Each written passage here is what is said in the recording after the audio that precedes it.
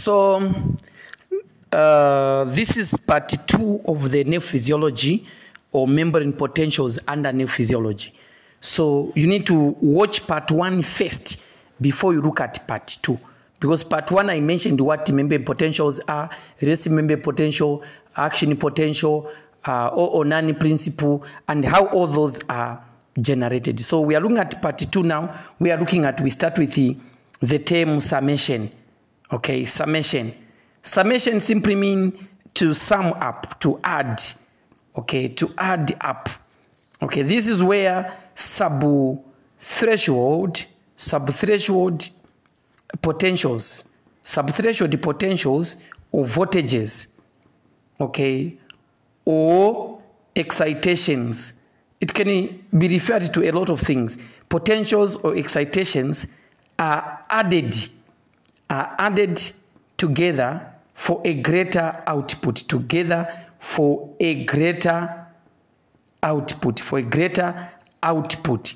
Okay, e.g. to reach threshold,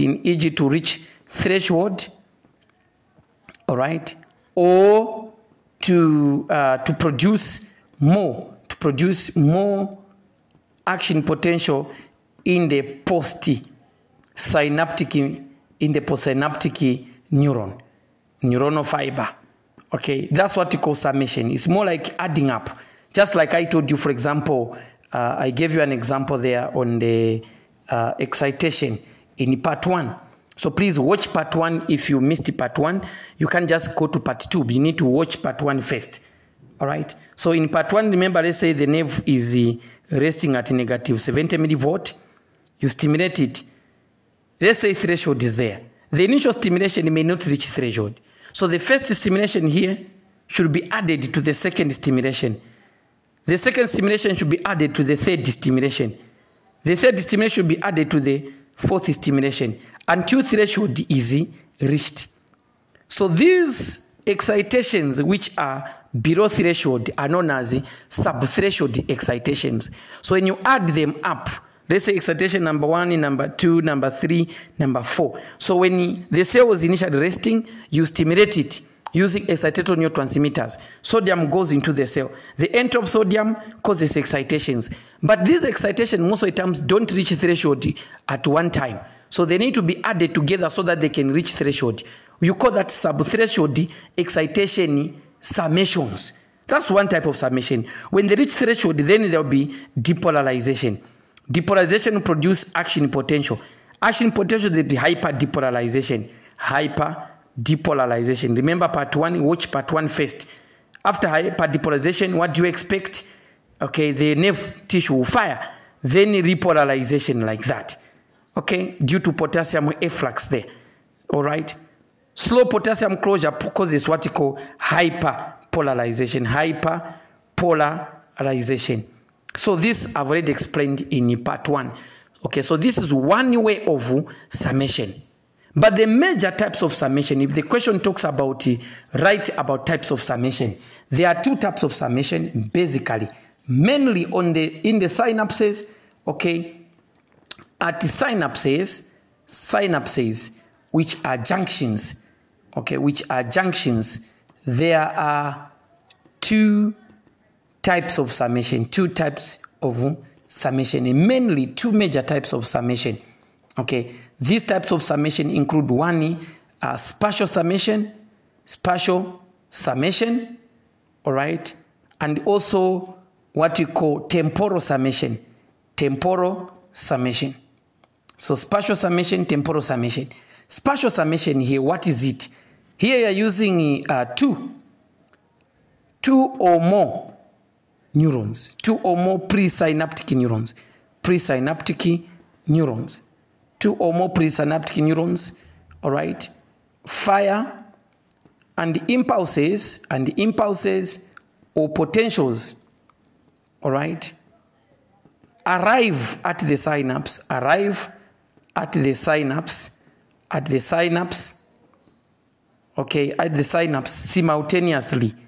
simultaneously.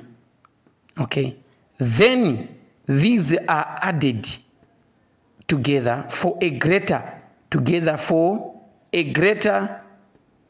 postsynaptic effect, for a great postsynaptic effect. All right, postsynaptic effect or potential. That's what we call spatial summation. So you need to have 2 or more neurons here. Let's say you got a neuron, all right, going to a synapse. You got another neuron here. Say this is a neuron going to a synapse. So action potential arriving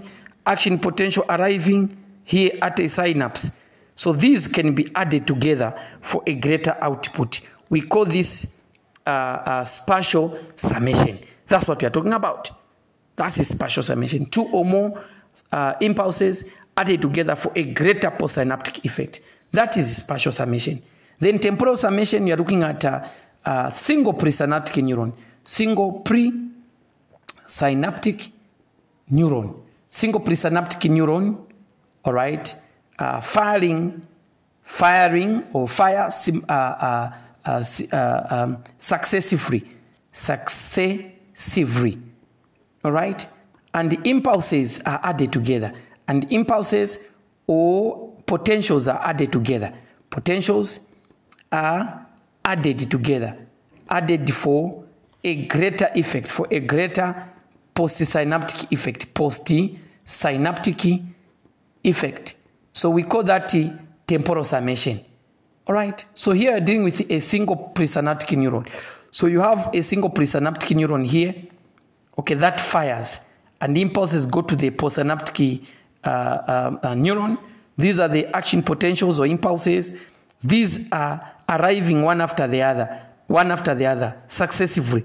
These can be added together for a greater output. So you call that a temporal summation, and that's what temporal summation is. So basically, if they ask you to talk about the types of summation, these are the 2 major types of summation. All right. Now, since I've talked about issues of synapses, so you need to understand types of synapses. Synapses are simply junctions. Are simply what? Junctions. So there are 2 types of synapses, mainly. They're what you call chemical summation, chemical synapses,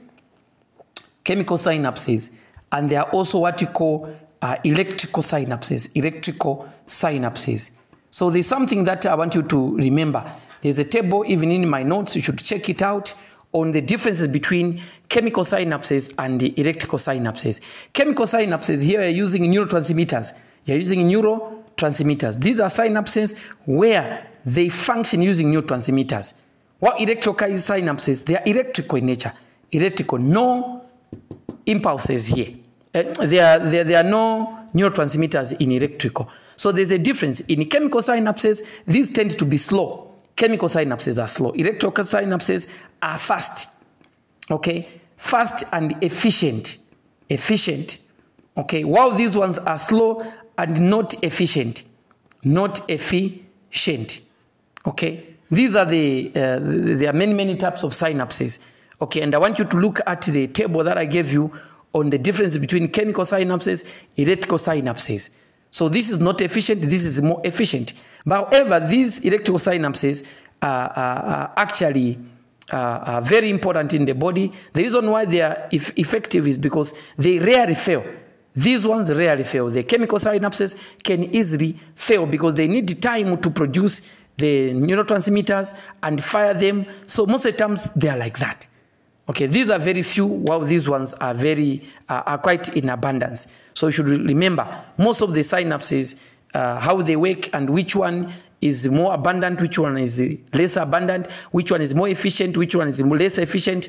Please look up this in my notes. I want you to have to go through all the tables. All right. However, examples of synapses. These above are types of synapses. Now, examples of synapses. Examples of synapses include 1, okay, which are junctions here. These are junctions. Okay, you can have, for example, dendritic synapse, meaning dendritic synapse, dendrite to dendrite of a neuron. Okay, dendroaxonic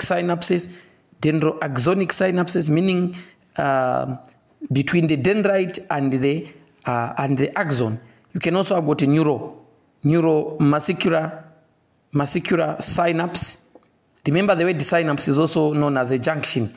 Okay, synapse. Okay, this is the main one. That's also known as neuromuscular junctions. So the first two are between neurons. This is between muscle plus a neuron. Okay, this is usually a motor neurons. Okay, very, very important.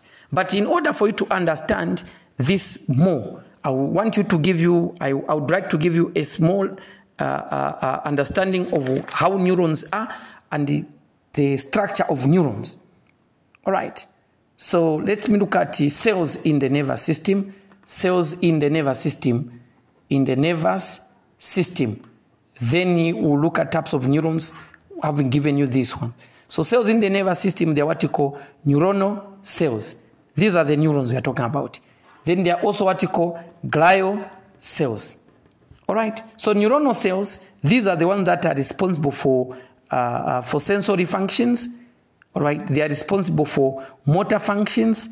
They are responsible for integration. They are responsible for behavior. They are responsible for memory.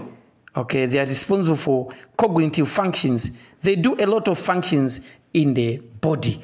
All right, sensory functions, motor functions, integrative functions, behavioral functions, memory, cognitive functions, okay, and also some of them, they even act as interneurons. I mean, they are used in connections. So the main function, for example, in the brain, they are mainly neurons, okay, and we are going to look at types of neurons here, types of what? Neurons. So there are many types of neurons. Should look it up in my notes. They're what you call unipolar neurons. Should look at in my notes so that you can see the structure of unipolar neurons. Okay, it has a single dendrite from the cell body. You also got pseudo-unipolar neurons. All right, these are neurons that divide. Okay, that divide. So if you've got let me draw it like that. You've got a cell body is there. You've got a dendrite there. Okay, these tend to divide like that. The axon divides. Then we also got bipolar neurons. Bipolar neurons, also look at it in my notes. Okay, it has got this is a neuron with two dendrites. This is a cell body. It has got two extensions from the cell body. That's a bipolar neurons. Bi means two. You find them in the vestibular cochlea in the ears. You also in the retina in the eyes, in the olfactory epithelia in the nose. All right. Then you also have got multipolar neurons. This keeps on moving, huh? You also have got multipolar neurons. That's good, much better. Multipolar neurons. These ones, they resemble a tree. They have got multiple dendrites. The axon is there with the myelin sheath like that. That's a multipolar neuron. And I'm going to discuss more about it in details. Then glial cells. There are two types of glial cells. They're what you call microglial cells. Microglial cells, these are the scavenger cells. These scavenger cells are involved in macrophage. They act as macrophages. These are the scavenger cells in the nervous system. Then others are macroglial cells.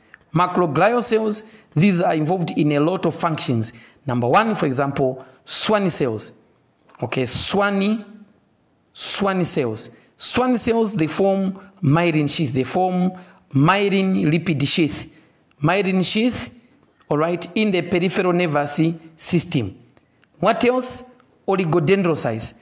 Oligodendrocytes, all right, these, what do? They form myelin sheath, myelin lipid sheath, where? In the central nervous system. Need to remember that one. So Schwann cells, myelination in the peripheral nervous system, outside the nervous system, which is peripheral now. Oligodendrocytes, they form the myelin sheath in the central nervous system. What else? You also have got satellite cells. Satellite cells, these are responsible for support in the cell and a bit of regeneration. Of course, the nervous system does not completely regenerate. So its permanent tissue cells, the regeneration is very poor in the nervous system. Number 4, you got ependymal cells. Ependymal cells, these are involved in synthesis of cerebrospinal fluid, CSF, synthesis and flow. Synthesis plus flow, you use ependymal cells. Number 5, these are the astrocytes. Astrocytes, these are the most abundant cells, abundant cells. These astrocytes, remember, they form the blood-brain barrier, the astrocytes. So the blood-brain barrier is formed by the astrocytes. So your job is to know the functions of Schwann cells, oligodendrocytes, central cells, ependymal cells, and the astrocytes. At least remember their functions. Okay, are we together? Is it clear? All right. So now, let's look at, for example, the multipolar neuron. The multipolar neuron, how does it look like? So it resembles a tree. It resembles a tree. It looks like a tree. So when you look at the multipolar neuron, it has dendrites like that. These are dendrites, all right? And the nucleus, which is the carrion, and then it has the axon is here. Then it has the nerve terminal button, okay, and the myelin sheath is there, all right? So this is this part is called the hillock. This is the hillock for action potential generation, and these are the neurons, neuronal myelin sheath. These are the myelin sheath in the neurons, and the nodes of Ranvier. So this is the node of Ranvier. Okay, like that. This is the myelin sheath, formed by the Schwann cells in the peripheral nervous system, or the oligodendrocytes in the central nervous system. Then this is the nerve terminal button. Okay, so this is the one you find neurotransmitter vesicles, ligand vesicles. For example, for acetylcholine, they are produced and stored in the vesicles in the nerve terminal button. Then if you have a synapse with the muscle, for example, if this neuron synapses with the, let's say, skeletal muscle here, skeletal muscle cell. So this is known as a synapse. The whole thing here is known as a synapse. It's a junction between the neuron and the muscle. So this neuron, for example, in the muscle, is a presynaptic motor neuron. Presynaptic motor neurons. The presynaptic motor neuron, all right, synapses with the muscle. It takes impulse to the muscle. The point of contact is called synapse. The depression here is called synaptic cleft. Synaptic what? Cleft. All right. Then this is the presynaptic membrane. Presynaptic membrane, like that.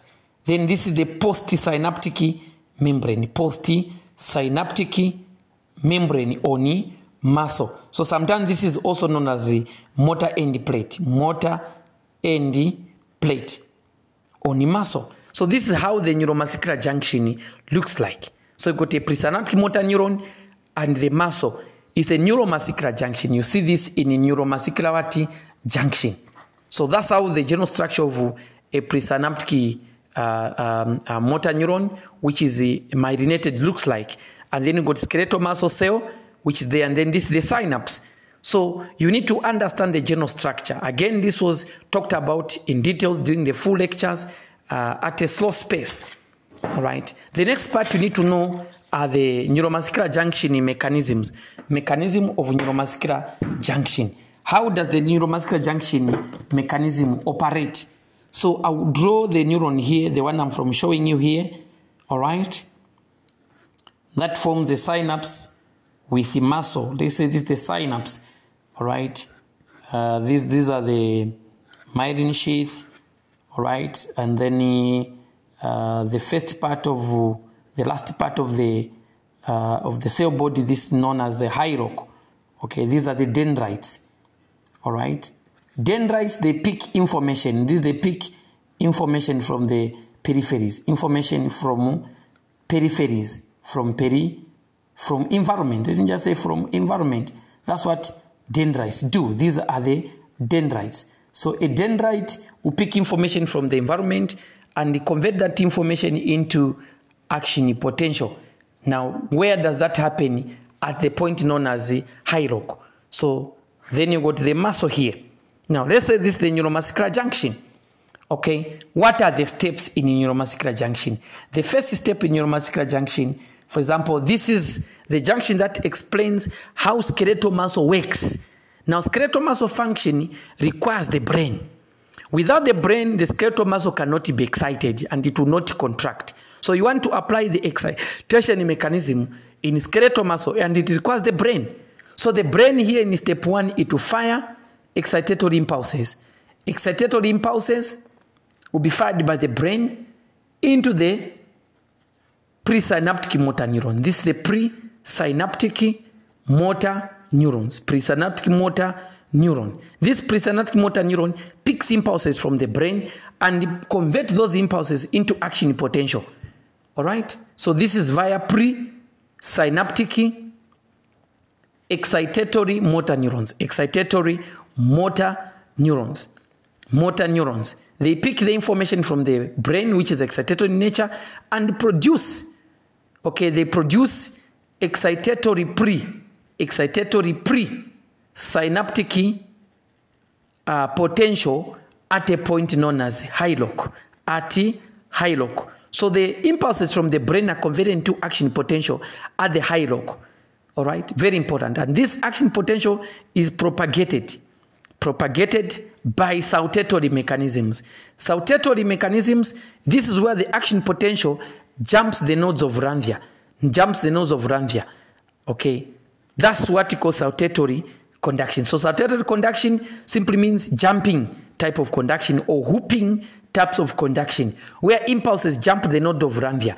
The advantage of this, it makes conduction faster conduction. Okay, that's the whole purpose of saltatory mechanisms. Now, when action potential reaches the nerve terminal button here, this is the nerve terminal button, it causes opening of voltage-gated calcium channels. So calcium channels will open in response to the voltage that arrives there. So voltage-gated calcium channels will open. So voltage-gated calcium channels will open and leading to calcium influx. So calcium influx will lead to release of neurotransmitters. Release of the neurotransmitters by which mechanisms? By exocytosis. Okay, so the function of calcium when it enters the neuromuscular junction nerve terminal button there, it causes the release of acetylcholine here, neurotransmitter, by exocytosis. So acetylcholine is released into the cleft. It goes and binds to the nicotinic receptors, all right, on the neuromuscular junction. This is the nicotinic receptor on the neuromuscular junction postsynaptic membrane, on the postsynaptic membrane of the neuromuscular junction. All right. So acetylcholine here bind to nicotinic receptors on the postsynaptic membrane, okay, which is the motor end plate, also known as motor end plate on the muscle. This will lead to opening of ligand-gated sodium channels, ligand-gated sodium channels, okay, leading to sodium influx. Sodium influx, all right, is called excitation. This is called excitation, the mechanism that I'm from explaining in part 1. So this excitation of muscle occurs when sodium enter the muscle cells. So this is in response to the opening of sodium ligand-gated channels. Sodium goes into the muscle cells. This is called excitation because it is going to dilute the negative charge of the muscle. So what will happen? Excitation will lead to depolarization. Depolarization will lead to action potential. Action potential, this is postsynaptic action potential. Postsynaptic action potential, which will cause muscle to contract during an action. That's how the neuromuscular junction mechanism works. Now, after the action potential has been produced, muscle contract, all right? And after the muscle contract, what do you expect? you expect the acetylcholine to be metabolized, to be broken down. So after, okay, muscle contraction, what do you expect?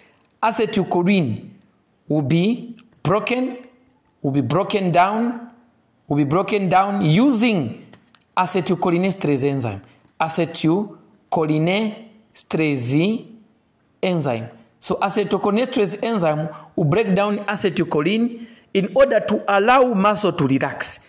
Because if acetylcholine is not being broken down here, okay, there will be continuous sodium influx, continuous excitation, continuous depolarization, continuous action potential, continuous muscle contraction, and you don't want this to happen. So after the action potential causes contraction, the acetylcholine must be broken down using acetylcholinesterase enzyme. This is to allow muscle to relax. This is very, very important. So those are the mechanisms of neuromuscular junction. However, for muscle to contract, there are many other things that will be talked about. These details will be in muscle physiology. Details under muscle excitation and the contraction coupling. Excitation and contraction coupling in muscle physiology. I'm going to talk about this under muscle physiology. Okay, details. Okay, just remember that for muscle to contract, muscle contraction requires the following. Muscle contraction, in summary, requires the following. One, it requires calcium. Calcium release, all right, from the systems of smooth sarcoplasmic reticulum, okay, which from the longitudinal tubules in the muscle cells. So longitudinal tubules in the muscle cells under the tubular system, which I'll talk about in muscle, releases calcium from the systems. Calcium will go and bind. Okay, calcium will bind to troponin. Okay, troponin, all right. When troponin becomes active, okay, troponin will remove troponin, which is active, all right, removes tropomyosin from the binding sites. Tropomyosin from myosin binding sites only. Myosin binding sites only. Actin. I'm going to explain this during muscle physiology, all right. The next thing that you need here, after that, you need ATP hydrolysis. ATP hydrolysis on the myosin head. Myosin head. This gives myosin energy. Okay, and the myosin will go and bind. Myosin will bind to actin. Okay, and then there will be sliding mechanism for muscle to contract. All right. The binding there most of the times is by stroke power. So the stroke power is the binding of myosin to actin. Actin will slide over myosin, muscle contract. More details of how muscle contraction will be taught in muscle physiology. I'm just trying to preempt just a small part of it, just a little finger of muscle physiology. So, and to relax, there are additional things again. Muscle relaxation, all right, that will talk about relaxation of muscle, all right. Calcium is taken back. All right, to smooth endoplasmic reticulum or smooth sarcoplasmic reticulum systems in the lateral longitudinal tubules. Calcium is taken back. Okay, remember to contract, you pump calcium in from the systems via the calcium ATPase pumps. To relax, calcium is taken back. The next thing that should happen is that myosin ATP hydrolysis, another one will take place. Hydrolysis, okay, will take place. Okay, will take place to break the bridge, all right, between myosin and the actin. So when the bridge is broken down, what do you expect? Okay, myosin will only bind from actin. This is to allow muscle to relax. So to contract, you need ATP hydrolysis. To relax, you need another ATP hydrolysis. Then tropomyosin, okay, will cover the myosin binding sites on actin. Myosin binding sites on actin, because tropomyosin, this is a relaxing protein, all right, that is required to cover the binding sites on actin in muscle for muscle to relax. What else do you need? You need potassium efflux for muscle to relax. Potassium efflux. You also need GABA and glycine, which are the inhibitory neurotransmitters. Neurotransmitters. What else do they do, these ones? They also cause chloride influx. So potassium efflux, chloride influx, under the influence of GABA will make muscle relax. So what I've given is just a small, preempting just small patches of what is there actually in muscle contraction mechanism. So this is just a small part of it that I need to add in to this one so that you can follow it nicely. So those are the, this is what I wanted to tell you. Where was that part? I told you that I'm going to summarize. I said I'm going to summarize part 2. What did I say I'm going to summarize? I told you I'm going to summarize neuromuscular junction. I've given it. All right? Neuromuscular junction. I've given it. All right? No, not this one. There's one where I gave you a proper thing to say. Part 2 will talk about this. Where is that page? Okay, I listed something on part 2. Where was that? I just want to make sure that I've talked about. Summation I've talked about. Good. Neuromuscular junction I've talked about. Okay. Types of neurons I've talked about. All right. Types of neurons. Remember, there are sensory neurons, there are motor neurons, there are integrative neurons. All right. So maybe this one just to show you the types of neurons. Maybe that one I didn't do much justice. So types of neurons. Okay. There are sensory neurons, involved in sensation. Then there are motor neurons involved in motor functions. There are also integrative neurons, integrative neurons involved in integrative functions. There are also interneurons involved in connections, interneurons. All right. The nerve fibers I will not really bother much on this one. More details in the lectures in class. So there are type A fibers, type B fibers, type C fibers. Type A, there's type A alpha, type B, type A beta, type A gamma, type A delta. These are the for proprioception, the alpha. Okay, beta ones, these are for touch and pressure. Okay, gamma, these are for pain. Okay, pain and the temperature.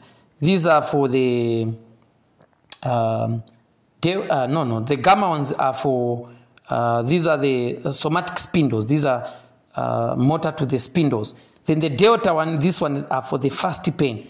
Delta ones are for the fast pain and the temperature. Okay, that's what they do. So A fibers are the fastest fibers. Fastest fibers because they are large in terms of size and they are myelinated. Okay, the type A fibers. Type B fibers are also myelinated, but they are preganglionic. These are preganglionic autonomic fibers. Then the type C, these are animyelinated. They don't have a myelin sheath, so these are postganglionic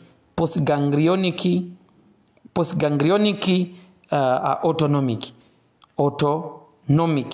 But the type C fibers, they are for slow pain. So I wanted to just mention this. Again, more details in class will be talked about. This is just a small summary of the types of nerve fibers. Okay, and you should remember this because they come in the exam. Okay, what else did I want you to know? Maybe what are the advantages of myelination? Myelination, remember, that's a sheath on the top of the neurons. This is important for insulation, protection, all right, for saltatory conduction, which makes conduction faster. It makes conduction faster. Okay, those that are unmyelinated fibers, okay, they are very, very slow. Those without a myelin sheath, these are very, very slow fibers. They are very, very slow fibers. Okay, what else? These, they have longer repolarization phase. So they are very, very slow fibers. So that's what I wanted to just to remind you. Then the other part that I needed to just to mention a bit was, which one was that? Was the Nest equation. Nest equation is just a statement. Nest equation, you don't have to worry much about the formula. Just remember that this is used to calculate equilibrium potential. It's used to calculate equilibrium potentials. Equilibrium potential, what is it? It is the voltage at which a particular ion concentration in the cell is equal to the concentration outside the cell. Particular ion concentration in the cell is equal to the concentration outside the cell. And the net movement of that ion is 0. And you call that Nest equation. So Nest equation, net movement of that particular ion becomes 0 because its concentration in the cell is similar to the concentration outside the cell. So you call that Nest equation. How to calculate the equilibrium potential? You use Nest equation. You shouldn't have to worry much about how the Nest equation is. So basically, that's what I wanted you to know. So I've talked about summation, neuromuscular junction, types of synapses, Nest equation, and types of neurons. And, the last one is the motor neuron. This is a term, motor neuron. What is a motor neuron? A motor neuron is a single presynaptic motor neuron. It's a single presynaptic motor neuron, and all the muscle fibers it innervates. So this motor neuron and all the muscle fibers it innervates together, it's called motor unit. It's called a motor unit. I'm just giving you some small definitions.